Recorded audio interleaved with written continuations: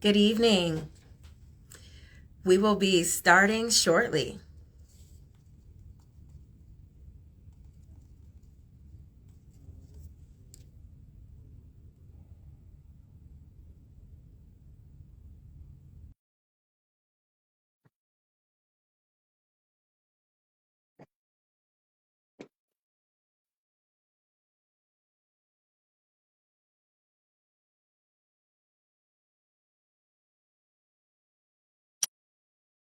Hi, everyone. Thank you so much for joining us.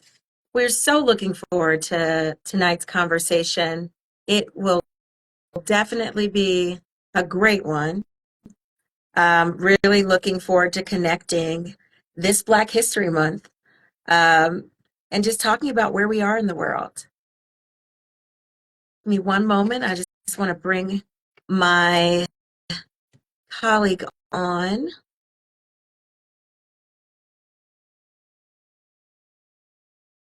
Having a little technical difficulties. Give me a second.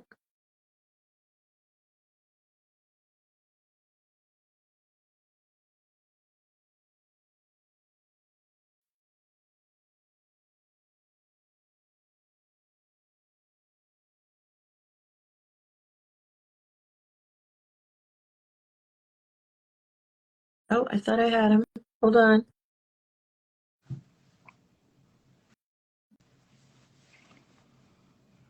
Mhm.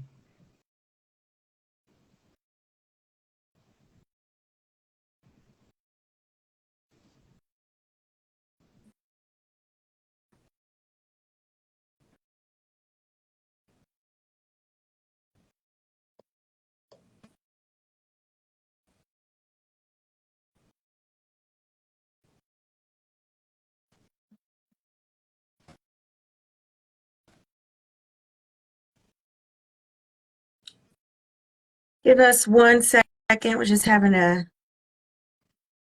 few technical difficulties. Hold on.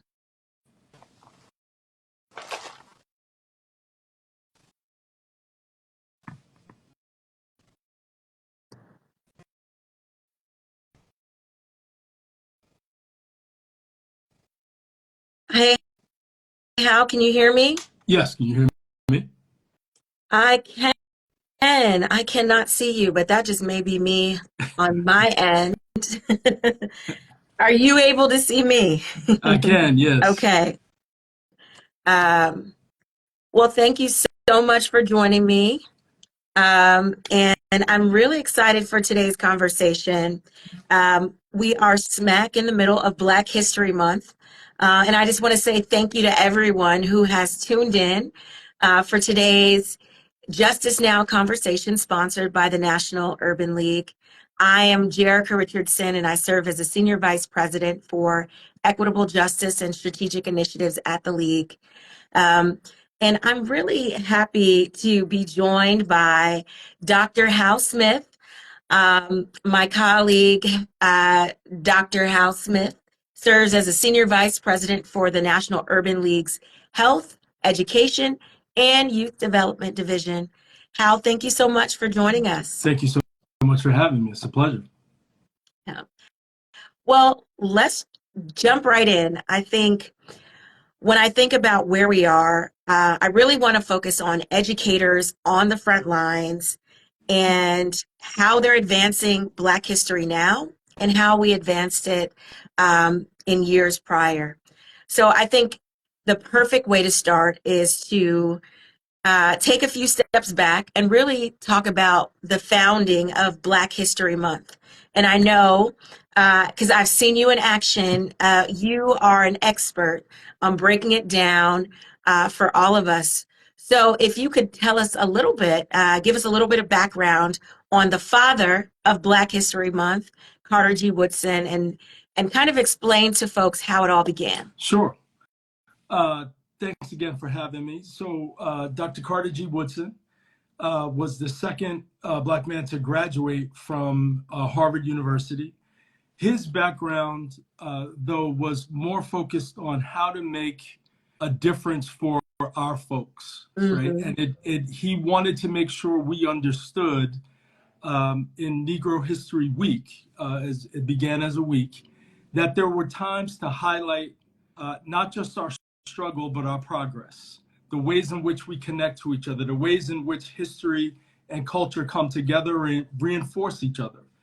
And that out of that, we began a clear focus in majors across the country in different colleges, in a refining of the idea that history was something that only happened to us, and that we were subjects in history. And by that, I mean, we started hearing about Black folks and Africans when we start talking about the Greeks and papyrus in Egypt, and then we vanish until the days of chattel slavery in Europe and America. There's nothing that happens of any consequence according to the way history was taught. And Carter G. Woodson and others, Arturo Schomburg and others, knew that that was not the case and had artifacts to demonstrate decades, centuries, millennia of people who had put together a history that needed to be acknowledged and recognized. And so Negro History Week became Black History Month, and it became a time for many more people to reflect. You know, there are opportunities all throughout the year to talk about our history, our contributions, our struggles, but this was the time to highlight and pause, and again, to learn more, right? You never stop learning, but this was a chance to pause and learn some more, even if you were considered an expert or very learned person, that you could learn something about our history that perhaps you had not been exposed to. And that exposure is really critical because we have been written out of so much of what has been called classical history. We have been erased even when our contributions are great and mighty.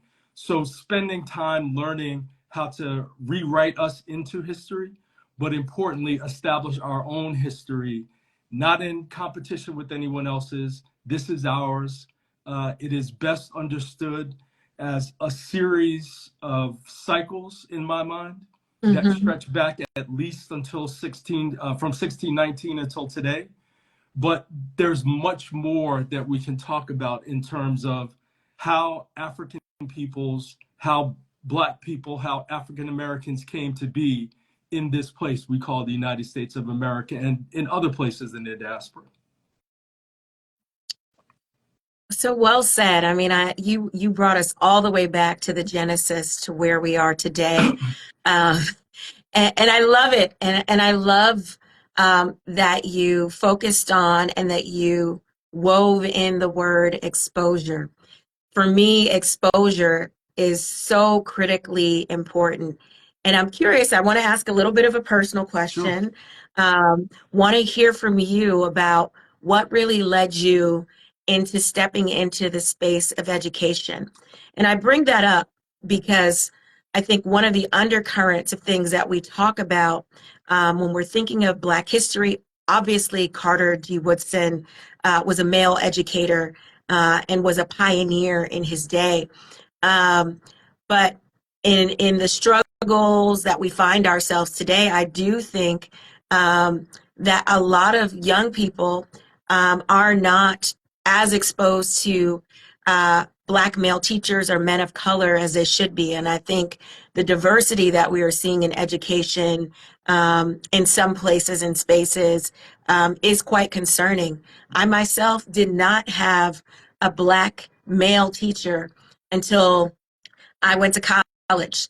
And I'll say in Spelman College, so thank you, Spelman, for giving me that experience. And I'll say I had an amazing history professor, Dr. Jelani Cobb, who I know folks see all the time and on the screen, MSNBC and at Columbia, and it was amazing. And I learned so much about myself.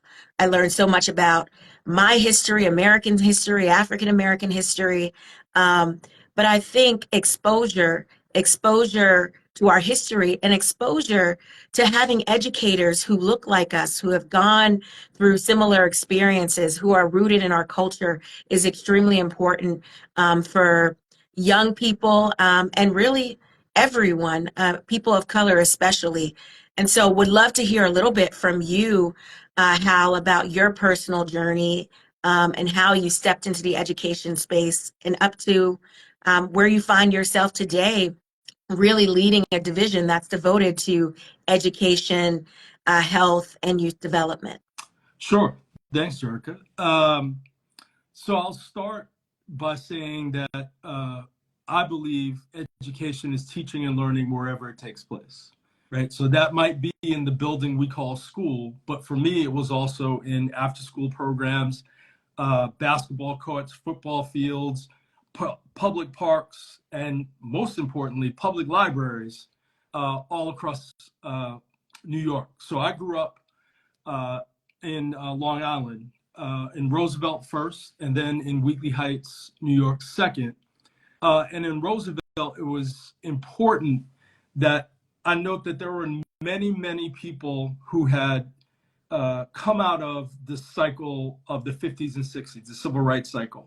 So they were very animated and dedicated towards making sure we understood what they had gone through, the kinds of sacrifices they had made, the things that they wanted us to understand differently than they understood when they were growing up.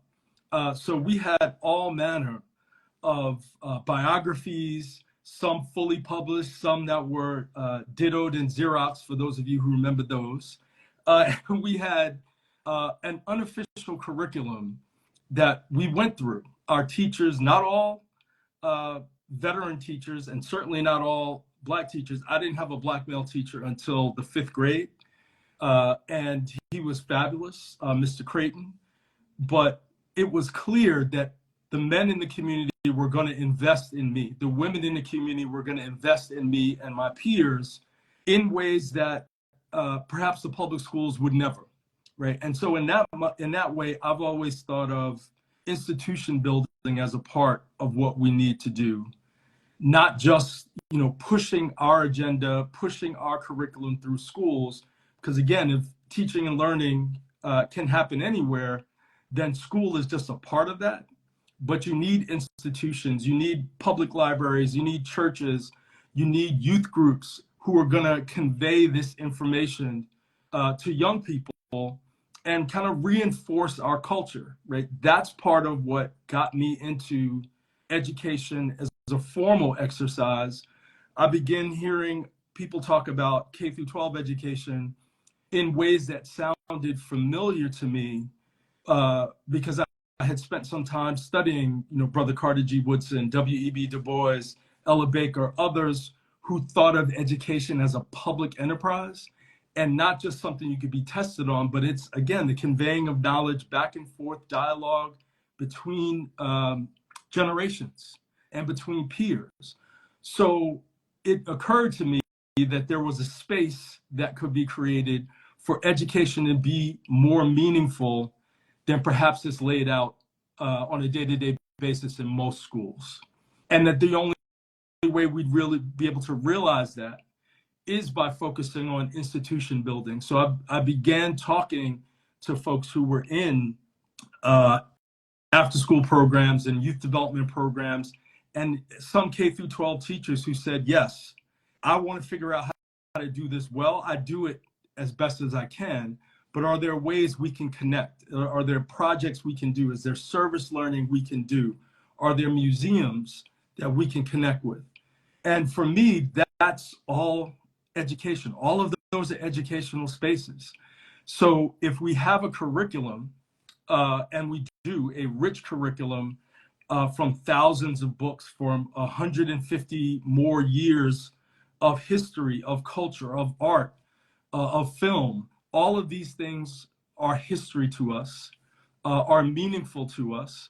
And it's very important that we celebrate them, again, not only in Black History Month, but talk about them in ways that people see themselves in it, that our young people understand what's happened to them, what's happening now, how to make sense of this and fight in the ways that they need to fight, but also find joy in the ways they need to find joy. Because this is not just, a recitations of heroines and heroes or of all the pain and things that have happened to us. It's about what we made happen, right? The things we built, the institutions we built, the relationships we fostered, the knowledge we passed on that allows us to thrive and shine, to find joy.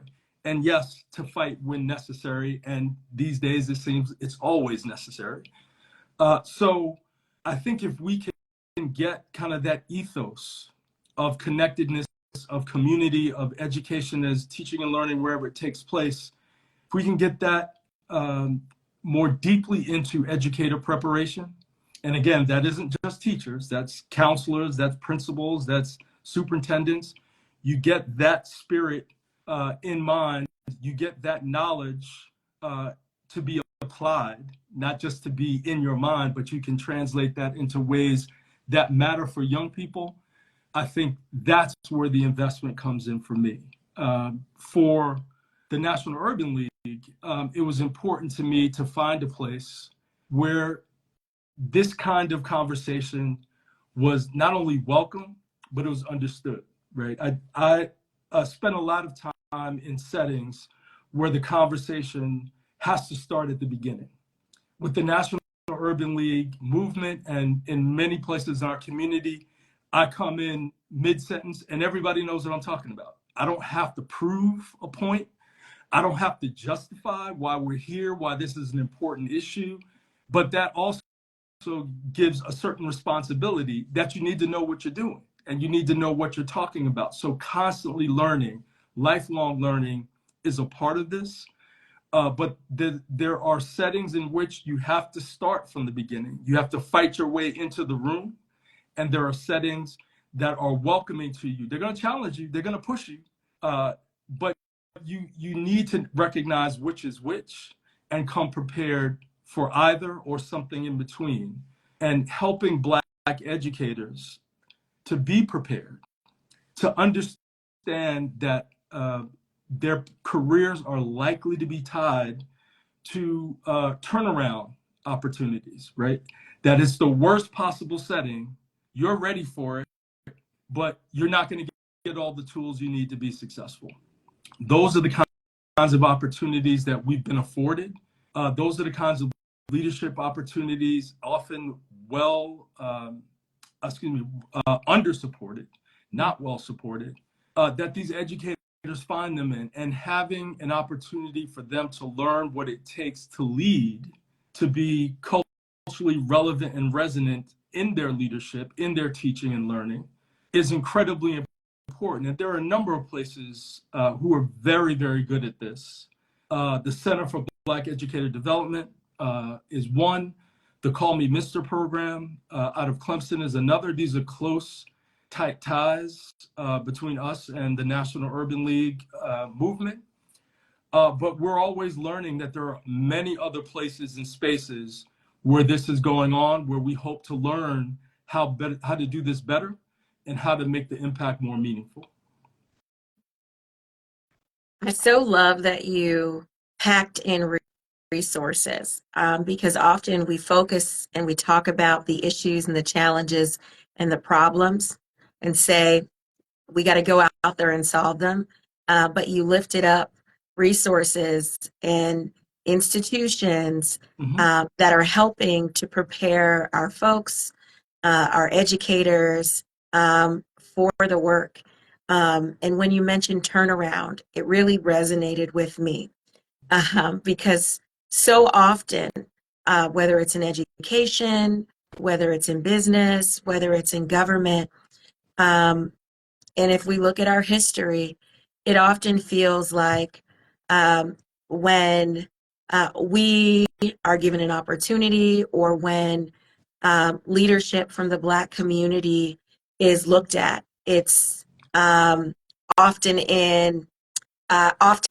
when things are in dire circumstances or it feels as if something is at the point of no return. Mm-hmm. I just think about the presidency of our first African-American president, Yes. President Barack Obama, and what he inherited at the time. And often we are given the opportunity or people are more open to our leadership in times of crisis. But I will say that there is beauty in that, because we have shown that as a people, we are able to rise, overcome, and lift others up along with us. Um, and so, if anything, that shows our resilience, but yet and still our brilliance. Um, and so, just wanted to lift that up, because that turnaround word it just resonated with me, and I've thought about, so true. It's often when it's like, oh, this is the place where it's just not working, um, the place of no return, and everybody's tried to do it, um, and then here comes the hero or the heroine, Right. and it often looks like us. Um, so, but Very in true. many ways, it's inspiring. I don't know. I don't know if I feel like Lean on Me, Joe Clark is playing in the background. But and there's beauty and then there's power in that, because I will say that oftentimes people are looking around about, well, look at what we're going through, who's going to save us? And I think it's quite clear that we have the tools and we've always had them. We've had the creativity, we've had the ingenuity, that often when we come together as a community, we've proven that when working together and being strategic and thoughtful, we clearly can put all those tools and talents together and have often saved ourselves. Yes, Um, absolutely. and so, in that vein, when we are here in 2024 and looking across the world and looking across the country, quite frankly, and our eyes are landing on many states that post, the tragedies of George Floyd and Breonna Taylor and so many others, and what really felt like an awakening in this country, in a movement where people were focused on equity, focused on diversity, focused on inclusion, focused on justice. It feels in so many ways that there's been a backlash, and that there are some in this country who want to take us in the opposite direction. Instead of moving forward, they want to take us back. And one interesting stat that the team pulled, that I think really relates to where we are in this moment, and the fact that we are on the front lines, is this record-breaking ban on books. So right now we're looking at 2,571 books, which is a 38% increase from 2021 that have been banned in this country. Um, and it's a long list. A lot of them relate to or are seen in the canon of books that speak or tell the stories of people of color, of folks from the LGBTQIA community and others. And I will say it's quite disconcerting. I grew up and read The Bluest Eye, and now young children in Texas, not Texas, excuse me, in Florida. Let me get my southern state straight. Texas has can be called upon for many things, but this Florida led the charge in this respect. Now can't read, the great works of Toni Morrison and others, and I just wanted to kind of hear your thoughts about this banning of books and how you think it affects students' perceptions of their own identities and others. Sure. Great question. I think it's incredibly dangerous. I think it's representative of the kinds of pushback that we've seen at the end of progress in certain cycles, right? So Reconstruction, blowback. The 1970s is a decade of pushback against the successes and growth of civil rights and equity measures in the 1950s and 60s. And so here we are again. I think most of what we're seeing is about finding a boogeyman or woman to proxy. Instead of saying, you know, I don't want Black people to be successful, the language now is, well, all people should be successful and all people should have opportunity, without spending any time thinking about all of the ways that that has been impossible for 40 or 50 years. Not for individuals to be successful. An individual can be successful, but a people, a community to be successful and be recognized as intelligent, as creative, as being fully represented as citizens, that is where we are now. All right. And the backwardness of what we're seeing is, if you can create an entire generation, let's say this lasts for 5 or 10 years, who don't know that this is at issue, right? Then we have to litigate things, not from the progress point of 2019, 2020, including all of the back and forth and strange conflicts we've had to battle. But it seems as though now we have to back up to 1619, because none of the things that happened to folks and happened to our community and our community created are relevant or as part of the curriculum, right? So everything becomes white male centered in the curriculum. Hetero, Judeo-Christian, all of those things that folks want to tie as this is the only way to truly be American. All of those other identities, all of those other cultures, all of those other experiences stripped away, so that you aren't even exotic in their minds. Like, you know, growing up, people would be like, oh, you know, this is an exotic thing. You know, I'm experiencing Black culture by the festival approach to Black History Month, where people brought in their food and you got to see, you know, a recitation of MLK's I Have a Dream speech, or maybe Frederick Douglass, or Phyllis Wheatley if you were extremely lucky. But those kinds of things being determined as illegitimate, right? Not of educational value, not of historical value, not of current affairs value. So these are things that are happening to people who made bad choices. This isn't about a history, a legacy of white supremacy and racism and sexism that have limited the opportunities for people to thrive, but they did it anyway, right? Those are the kinds of stories that are being cut out. Not just the ways in which systems have operated on us, but the idea that that never happened. That's just the natural hand at work, right? If this is merit at work.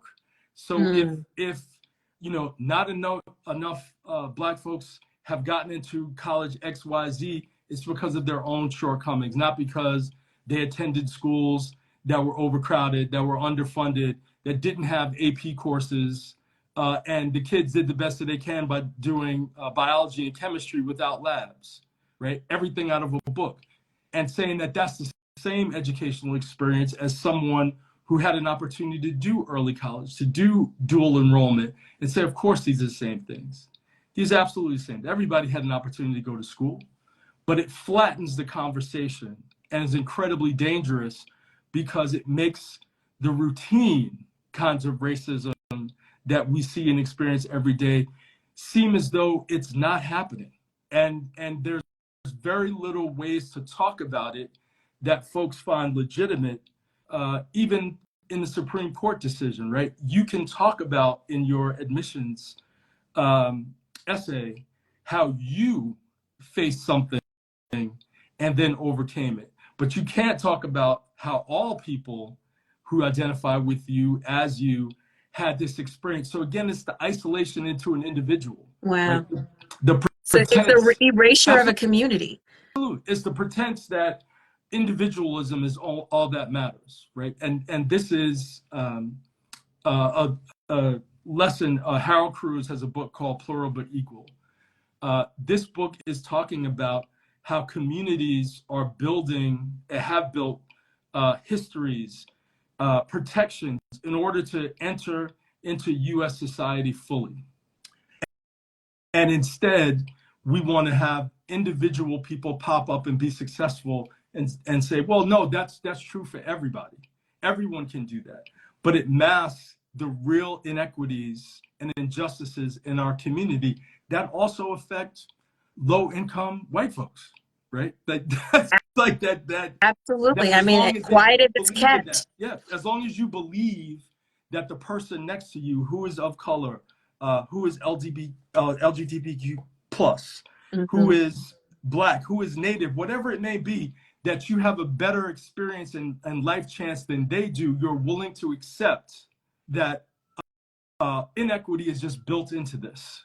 And again, if an individual can be successful, an individual cannot be successful, and it has nothing to do with other things at play. You know, you don't have redlining and Black people unable to buy and afford homes at a decent rate because, well, you know, they just chose to all live there. They decided that's what they did. We have segregated schools because everybody Black just decided they were going to stay on that side of town and underfund the schools when the tax base is completely different, and you've made that choice. Those are the kinds of things that I think are particularly dangerous, that it presents what's happened and what's happening as normal and natural. And if we just allow the world to go on, these things will even out all by themselves. Doesn't talk about struggle, doesn't talk about deprivation, intentional deprivation, but it instead is a character flaw tied to an individual. And Yeah.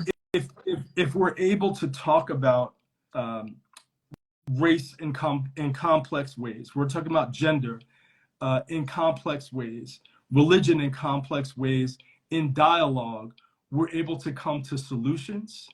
If we're unable to do those things, then the status quo remains. And I think you're absolutely right that folks want to bring us back, but in their minds, they don't need us to bring us back to the 1940s. They just need to bring us back to 2018 and say, hey, none of this happened. Or 2007 before Obama, and say, hey, we were on such a positive thing. And then Obama came in, and then it became all about race. And it's the same thing that has happened in each blowback period. They want the colorblind society that absolves the system of its part and says that we or communities, marginalized communities, disadvantaged communities have chosen poverty, have chosen lack of access to resources. All of these things are a choice as opposed to designed structurally. Right. And so, the idea that we can't talk about these things means that they can't be addressed, right? And so in the medical field, you have this idea that Black people don't respond well to pain medicines. We have a higher pain threshold, right? So that means not only are people being hurt, but people are dying because they aren't receiving the medication that everyone else. That's bias, right? They're taught in medical school that this is the case, right? That the BMI measurements are the normal, when in fact they're not. They're based on white normative measures. These things seem natural. Well, of course they would be, right? And you seem insane for raising these issues. And I think in addition to erasure, it's also about quieting dialogue and having conversations. Because if you and the person you're speaking with cannot agree on what it is you're seeing and experiencing, then everything that you're talking about is, well, you're going back in history, you know, you're making things up, this didn't happen. You're always applying this racial lens, as opposed to, well, let's look at what's happened. Let's tie this thing to this other thing, right? HBCUs have a history. Donald Trump did not create a funding stream for HBCUs. He simply did not. It doesn't matter how many times he says it, he did not, right? But that's the language that people are using to be intentionally ahistoric, right? And well, that's the strategy. Right. it's If absolutely you strategy. It's time. repetitive, you say it over and over and over again, and after a while, people really don't know fact from fiction, and they Yes, take it as the that's right. truth. And many of this, the language in Florida in particular, is about feelings, and they don't want white students to feel guilty. And that's one of the measures in the book ban. Like, does it make people feel guilty? I'm not Mm, interested in your guilt. I'm interested in your responsibility and what you're going to do going forward. Now that you know, I can't hold you responsible for what you don't know.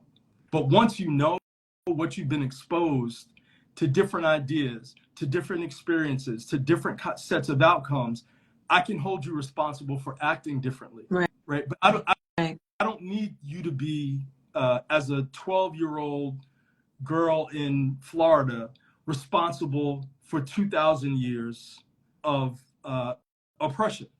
I don't need you also to benefit from 2,000 years of those kinds of activities, as though, you, as they say, arrived on third base and think you hit a triple, but you were born there, right? That your place in this is not a natural consequence, but it is a series of decisions, policies, disinvestments that have allowed people, some to stand on a platform and some to stand in a hole, and both acknowledging that something is wrong, but the something is wrong is with the people in the hole. I didn't do that to you.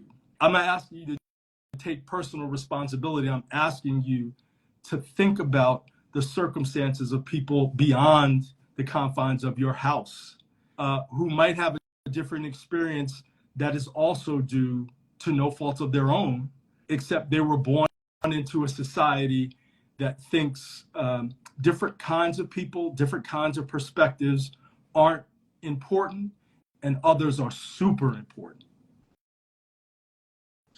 Yes, I mean, I definitely think ignorance is very dangerous. Mm-hmm. Um, when we know better, we have the opportunity to do better. And if we are choosing to raise generations of young people coming after us in a way where they are really not told the truth, then they are destined, unfortunately, and we are destined to continue to see the mistakes of the past um, repeated over and over and over again because there's no learning. Right. Um, That's right. and learning is what we need. How are there any strategies or resources that you would suggest for educators who are really trying to do their best to continue, one, to stay in the profession, especially in states that are pushing back on um, banning books, who are pushing back on the teaching of Black history, AP history, Black Mm-hmm. history, conflating what critical race theory means. I Right. mean, all of that. It has to be, I think, very stressful to those folks who really are on the front lines. Any words of wisdom? Absolutely. We've had conversations with folks over the past 5 years who are frontline educators, again, in all kinds of settings, librarians who are actively cultivating curriculum lists for folks who wanted not just teach, but learn more about what's happening and how this has all happened before, right? There are educators who are putting themselves out there to say, if you'd like to do this work, here's how you prepare. Here's how you're thoughtful, not just history teachers, but all kinds of teachers and educators who say, this is my space. I'm going to make sure my kids walk out of here with skills, and I'm prepared to work with you so that those skills, those perspectives are honed for you and then for your students. I would certainly look at many of the Black and Africana studies programs across the country. Each of them has put out curricula on that, and many graduate students and professors have raised their hands as people who can be kind of expert witnesses when folks are interrogating individual book choices. But there are also, I think, opportunities for us to build on the things that we've always done, right? The National Urban League has opened a urban civil rights museum.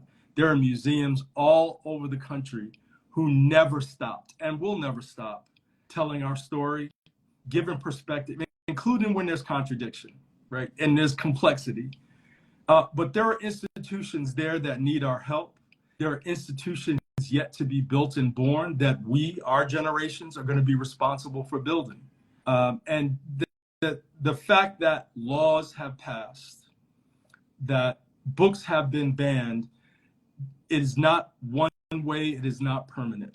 They can be reintroduced, certainly through justice measures and movements, but it's going to be important for us to know what it is we're fighting against. And erasure, the lack of exposure, the pretense that literally Black lives don't matter, Black history don't matter, that has to continue to be interrogated and pushed, because we won't be in this position forever. And part of what will make it true that we won't be in this position forever is to fight, is to struggle, is to be joyful and happy and say, I'm not just going to spend my time fighting this and doing nothing else. Toni Morrison, very clear. It's all a distraction, right? Mm-hmm. And every time you try to say, well, we had Black English isn't a real language. It isn't a dialect. And then you got to go find that and say, Black people have never done anything in STEM and STEAM. And then you go find that person who was. That's all a distraction, right? Like responding to each individual insult is meant to keep you from the real fight and prize. That this is about reestablishing our humanity, our community, and these kinds of attacks will not cease. They're at a high point right now. But if you understand yourself to be deeply grounded in the community and the struggle of that community, options, support, success will be found.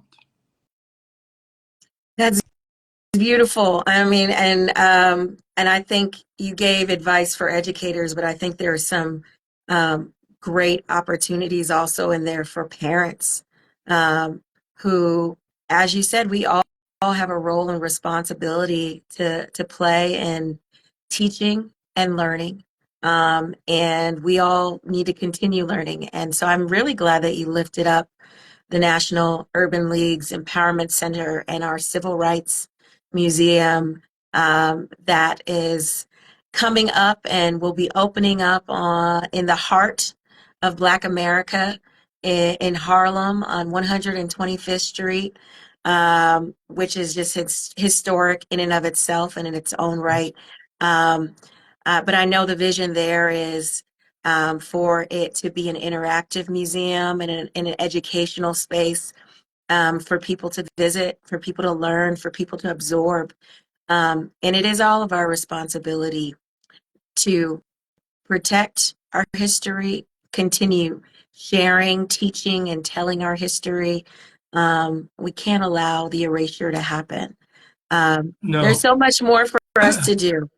Absolutely. And, the last thing I'll say is we are making history every day in the fights, in the humor, in the love that we share with one another, and to not think of history as some static thing from 10, 20, 50 years, 100 years ago, but it's yesterday. What did you make? What investments did you make yesterday? How was the struggle yesterday? How was the joy found yesterday? How was our story told today before you go to bed? All of that is history. We make it every day and we remake it every day. I love that. Well said. Hal, thank you so much for joining me. I think this was a very special Justice Now conversation. I know I learned a lot. I hope all of you that tuned in learned something as well. And remember, look, it is Black History Month, but we continue to celebrate and lift up and embrace our rich culture and our rich history. Black history is American history, 365 days of the year. So thank you all for joining us and tuning in to Justice Now. We'll see you next time. Remember, the time for justice is always now. Take care. Thanks, Thank Hal. you, Jerica.